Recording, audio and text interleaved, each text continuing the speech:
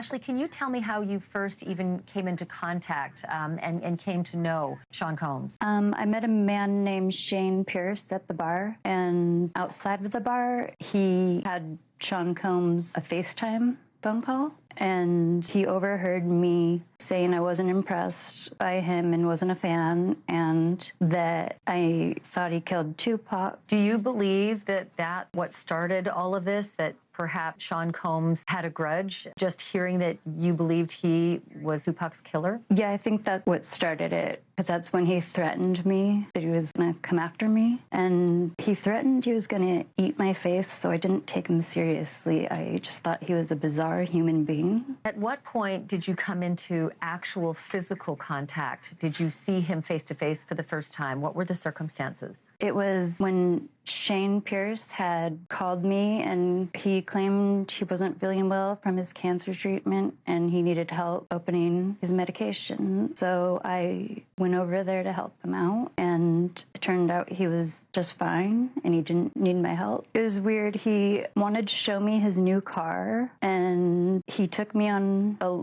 short drive around the Renda Hills, and then we got back to his little bachelor pad in the house, and he offered me a glass of water, and I drank it, and I started to feel a little bit off. And then I heard a bunch of people coming down the stairs, and it was Sean Combs and a whole bunch of people who just busted in the door in just a boisterous manner and acting. He said something like, "Bet you didn't think you were ever going to see me." And I was just in complete shock and frozen. What happened next?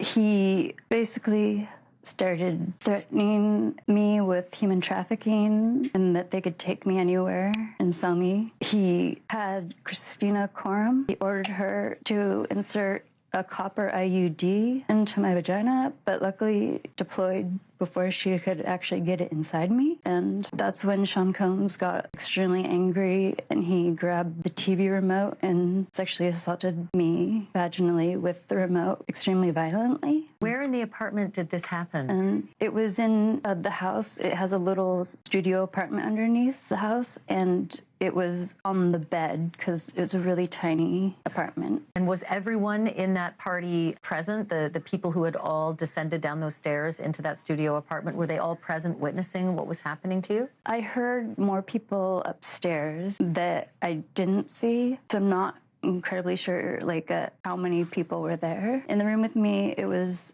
Sean Combs, Shane Pierce, Shane's friend, who I don't know his name yet, what he called was a bodyguard, who later claimed he was a correctional officer or undercover officer, but he wasn't, and then Christina Corum, and another white woman who I don't know her name. Did you know who these people were, or have you come to learn who they are because of the alleged assault that happened? I learned who they were afterwards, other than Sean Combs.